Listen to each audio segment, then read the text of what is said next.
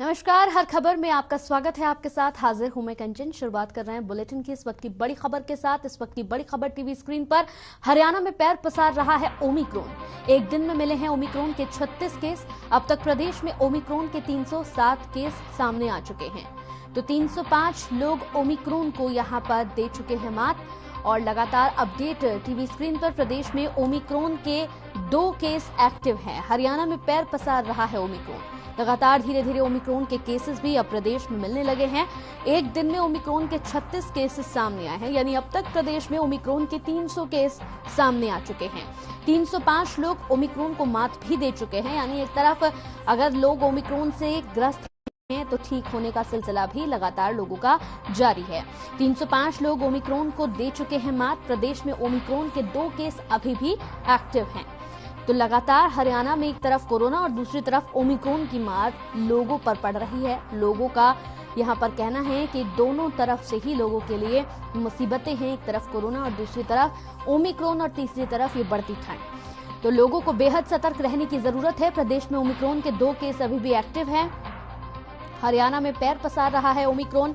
एक दिन में ओमिक्रॉन के 36 केस सामने आ चुके हैं। अब तक प्रदेश में ओमिक्रॉन के 307 केस सामने आए। 305 लोग ओमिक्रॉन को मात भी दे चुके हैं। प्रदेश में ओमिक्रॉन के 2 केस एक्टिव भी हैं। बड़ी खबर इस वक्त की टीवी स्क्रीन पर हम आपको हर खबर पर दिखा रहे हैं।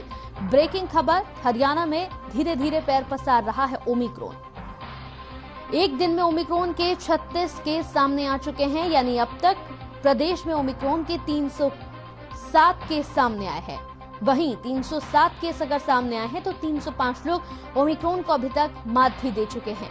यानी दोनों ही तरफ से अगर देखा जाए तो लोग अगर ओमिक्रॉन से ग्रस्त हो रहे हैं तो ठीक होने का सिलसिला भी लगातार लोगों का जारी है।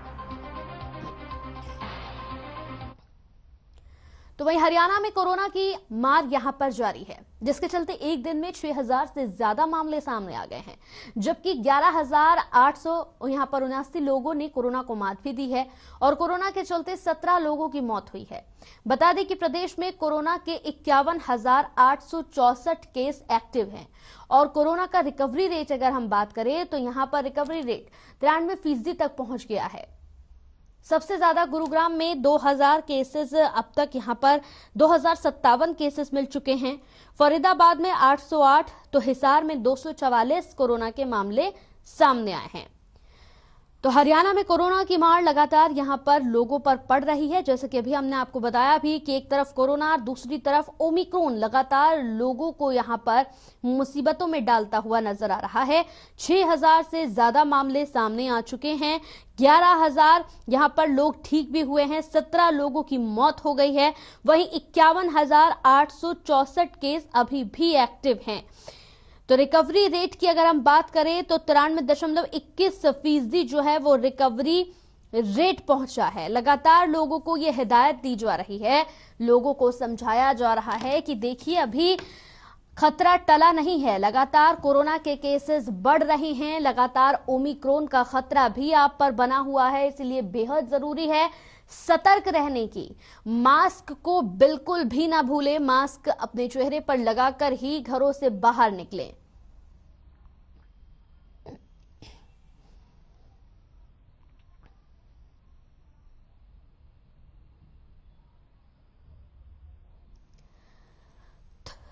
तो हरियाणा में कोरोना की मार लगातार जारी है, जिसके चलते एक दिन में 6000 से ज्यादा मामले सामने आए हैं, जबकि 11,000 लोगों ने कोरोना को मात भी दी है। तो हमारे साथ हमारे संवाददाता कैथल से अनिल जुड़ गए हैं और वहीं हमारे साथ गुरुग्राम से ब्यूरो चीफ प्रवीण हमारे साथ जुड़े हुए हैं। दोनों से बातचीत कर लेते हैं। सबसे पहले अनिल, आपके पास आना चाहूंगी। जिस तरह से लगातार कोरोना के केसेस प्रदेश में बढ़ रहे हैं, प्रदेश की चिंताएं भी बढ़ रही हैं, शासन प्रशासन की चिंताएं बढ़ रही हैं। लोगों का कहना है कि दोनों तरफ से उनके लिए मुसीबतें। एक तरफ ओमिक्रॉन के केसेस भी लगातार बढ़ रहे हैं, जैसे कि अभी हमने बताया कि 307 केस अब तक प्रदेश में सामने आ चुके हैं ओमिक्रॉन के। लगातार खतरा बना हुआ है अनिल। कैथल में जो है कोरोना संक्रमण का खतरा लगातार बढ़ता जा रहा है और संक्रमितों की जो संख्या है 1000 से ऊपर पहुंच चुकी है। जिला प्रशासन के द्वारा देर रात प्रेस विज्ञप्ति जारी कर बताया गया है कि कोरोना संक्रमण के 150 जो है नए मामले 24 घंटों के अंदर आए हैं। इसके अलावा जो है अगर बात करें कोरोना संक्रमण की, तो कोरोना संक्रमण का खतरा जो है लगातार बढ़ रहा है। पिछले एक सप्ताह से लगातार जो है गर्भवती महिलाएं 5 से 7 की संख्या में डेली जो है कोरोना संक्रमित पाई जा रही हैं। ऐसे में जो है उनका इलाज करने वाले जो कर्मचारी हैं उनको भी कोरोना का संक्रमण का जो खतरा है वो होने का खतरा जो है वो बन रहा है, जिसके चलते जो है स्वास्थ्य विभाग एहतियात बरत रहा है। जो सीएमओ है डॉक्टर जयंत आहूजा, उनका ये कहना है कि उनके लिए जो है अलग से वार्ड की बनाया गया है और जो गर्भवती महिलाएं हैं उनका घर पर ही इलाज दिया जा रहा है। उनको तमाम प्रकार की सुविधाएं घर पे ही दी जा रही हैं और जिनकी हालत ज्यादा खराब है तो उनको जो है आइसोलेशन वार्ड में रखा जाता है और आइसोलेशन वार्ड जो है गर्भवती महिलाओं के लिए अलग से बनाया गया है। लेकिन अगर गर्भवती महिलाएं हैं तो उनके पास जो कर्मचारी जाएंगे तो निश्चित तौर से जो है कोरोना संक्रमण का खतरा उन पर भी बना हुआ है। लेकिन स्वास्थ्य विभाग एहतियात बरत रहा है, जिसके चलते जो है टेस्टिंग भी बढ़ाई गई है। इसके अलावा जितने भी मतलब लोग हैं उनके ऊपर जो है लगातार अपील की जा रही है कि कोरोना की वैक्सीन करवाई जाए और वैक्सीनेशन को लेकर कैंप भी लगाए जा रहे हैं। इसके अलावा जितने भी सरकारी कार्यालय हैं उनके बाहर जो एक टीम भी बिठाई गई है स्वास्थ्य विभाग की, जो लगातार जो है लोगों को जागरूक भी कर रही है और उनको कोरोना की जो वैक्सीन है वो भी दे रही है। और इसके अलावा अगर जागरूकता की बात करें, जो नगर परिषद के द्वारा जो है एक रिक्शा का जो है इंतजाम किया गया है। लाउड स्पीकर के माध्यम से लोगों को बुनियादी भी करवाई जा रही है कि कोरोना का संक्रमण है बढ़ रहा है, इसके चलते जो है लोग जो है लगातार कोरोना की वैक्सीन लें और इसके अलावा जो सोशल डिस्टेंस की पालना करें। यहाँ आपसे मेरा प्रश्न ये है कि जब आप खुद यहाँ पर फील्ड पर उतरते हैं तो किस तरह का माहौल नजर आता है? क्या लोगों में सतर्कता नजर आती है? क्योंकि कई तस्वीरें हमने ऐसी देखी हैं जो हमारे तमाम संवाददाता लगातार भेजते हैं कि लोगों के चेहरे पर मास्क तक नहीं होता है। तो क्या आप जब फील्ड पर होते हैं तो किस तरह का नजारा देखने को मिलता है आपको? जी बिल्कुल, मैं उसी बात के ऊपर आ रहा था कि कोरोना का संक्रमण जो है लगातार बढ़ता जा रहा है। लोग प्रशासन के द्वारा अपील भी की जा रही है, लेकिन कहीं ना कहीं जो है लोगों की लापरवाही सामने आ रही है। अगर हम बाजार की बात करें, बाजारों के अंदर जो है लगातार जो है भीड़ बढ़ती जा रही है, सोशल डिस्टेंसिंग की पालना नहीं की जा रही है और जो लोग प्रशासन है वो लगातार प्रशासन इनको समझाने की कोशिश कर रहा है, लेकिन इसके बावजूद जो है लोग समझने को तैयार नहीं है, लगातार लापरवाही बरते जा रहे हैं, जिसके चलते जो है आज जो है स्थिति जो है कोरोना की बिल्कुल भयानक हो चुकी है। कैथल जिले के अंदर 1000 से ज्यादा जो है कोरोना संक्रमित मरीज पाए जा चुके हैं। हालांकि विभाग अपनी तरफ से प्रयास कर रहा है, लेकिन लोगों की लापरवाही कहीं ना कहीं इसके ऊपर भारी पड़ती हुई दिख रही है। जी बिल्कुल, प्रवीण आपके पास आना चाहूंगी। जिस तरह से लगातार प्रवीण केसेस कोरोना के बढ़ रहे हैं और सबसे ज्यादा अगर केसेस मिल रहे हैं तो वो गुरुग्राम में ही मिल रहे हैं। लगातार गुरुग्राम का जो आंकड़ा है वो लगातार बढ़ता जा रहा है कोरोना के मामले में। जब आप फील्ड पर उतरते हैं तो क्या नजारा देखने को मिलता है? किस तरह का माहौल है?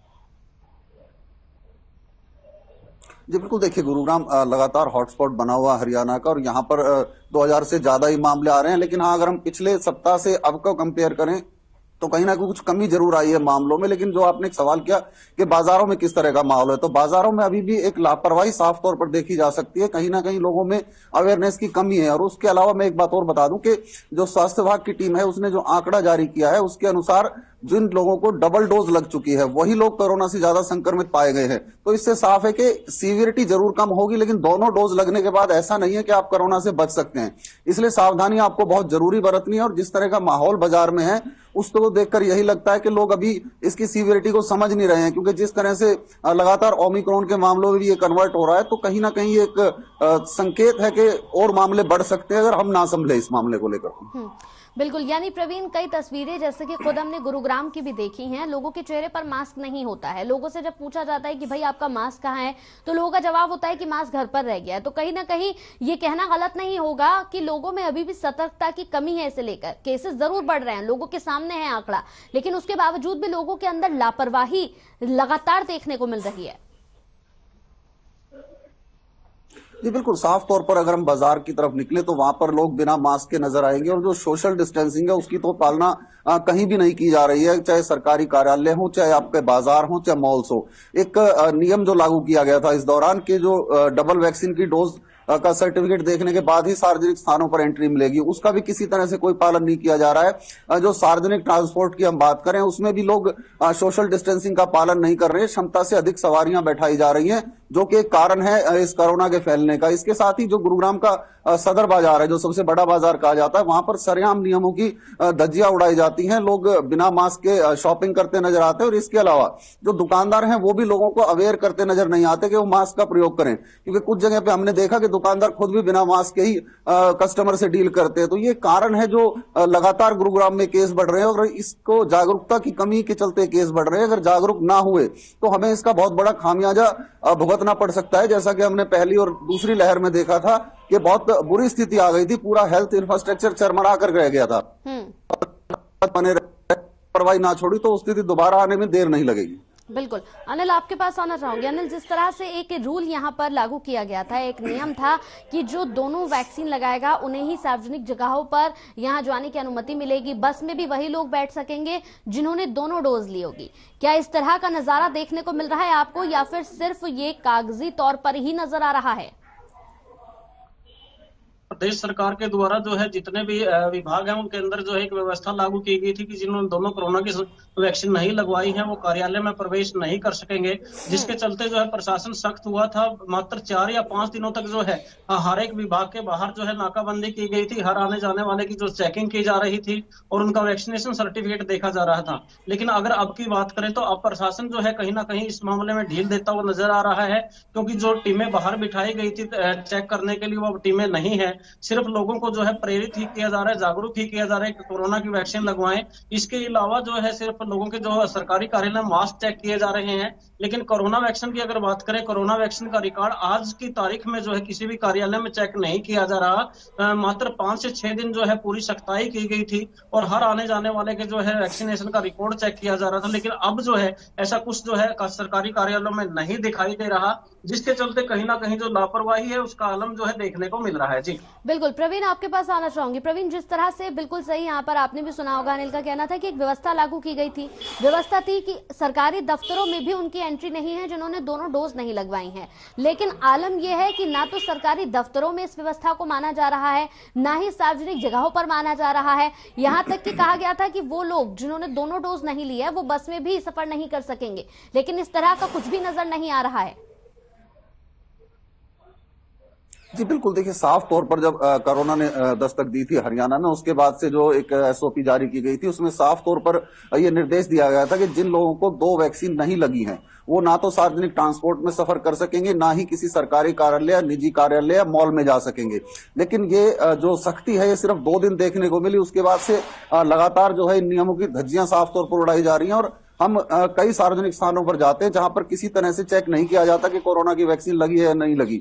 अभी हमने कुछ दिन पहले भी जब बस स्टैंड पर हम पहुंचे थे तो वहां पर जो ड्राइवर और कंडक्टर हैं वो ही हमें बिना मास्क के नजर आए थे। तो इससे साफ जाहिर है कि जो नियम पालन कराने की जिम्मेदारी जिन पे है वही नियमों का पालन नहीं कर रहे हैं, तो फिर नियमों का पालन कौन कराएगा। बस स्टैंड के गेट की बात करें तो वहां पर कोई जांच नहीं की जा रही थी कि वैक्सीन सर्टिफिकेट दिखाया जाए या किसी भी तरह का कागज दिखाया जाए कि आपने वैक्सीन लगवा ली है, लेकिन ऐसा कुछ नहीं था। साफ तौर पर लापरवाही झलकती है, जिसके चलते ही ये केस लगातार बढ़ते नजर आ रहे हैं और ये लापरवाही कहीं ना कहीं हम पर भारी पड़ सकती है, क्योंकि स्वास्थ्य विभाग का साफ कहना है कि कोविड की 2 डोज लगवाने। बिल्कुल प्रवीण, हैरानगी तो इस बात की है कि तमाम लोगों ने दूसरी लहर को झेला है। दूसरी लहर में जो हालात पैदा हुए थे, जिस तरह से ऑक्सीजन के लिए मारामारी हो रही थी, जिस तरह से अस्पतालों में बेड नहीं मिल रहे थे, वो हालात भी लोगों ने देखे हैं। लेकिन उन हालातों को भूलना और भूलकर इस तरह से लापरवाही करना वाकई अपने आप में हैरानगी दर्शाता है। जी बिल्कुल, देखिए दूसरी लहर में जिस वक्त दूसरी लहर अपने पीक पर थी तो जो हेल्थ इंफ्रास्ट्रक्चर है हमारा पूरी तरह से चरमरा गया था। लोगों को बेड नहीं मिल रहे थे और एक एक सांस के लिए लोगों को तरसना पड़ रहा था।